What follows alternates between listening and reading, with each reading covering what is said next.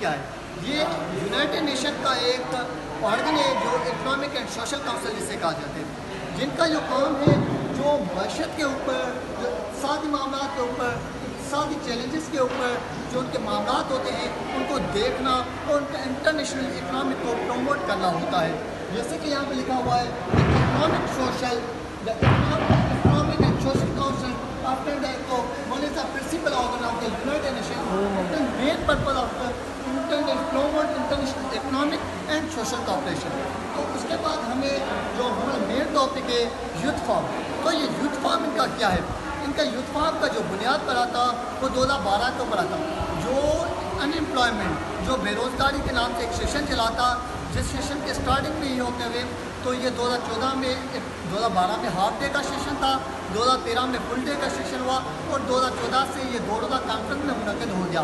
جو ابھی ہر سال اس یوتھ فارم کا ایک اجلاس منعقد ہوتا ہے، جن اجلاس میں مختلف موضوعات پر بات چیت کی جاتی ہے، جن میں آپ یہاں پر دیکھ سکتے ہیں کہ climate change, gender equality, poverty, education سمیت مختلف ٹاپک پہ یہاں پر ڈسکشن ہوتی ہے.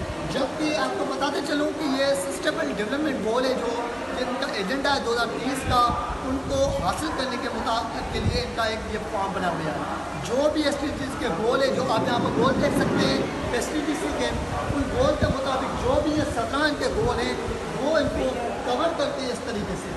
اگر ہم ان کا کنکلوژن دیکھیں تو اس کا کنکلوژن یہی ہے کہ یہ صرف ایک ایونٹ نہیں ہے بلکہ ایک قسم کا یونائٹی ہے، ایک قسم کا یوتھ کی ایک میمبرشپ ہے، ایک قسم کا یوتھ کی نمائندگی ہے، ایک قسم کی یوتھ کی اویئرنیس سیشن ہے.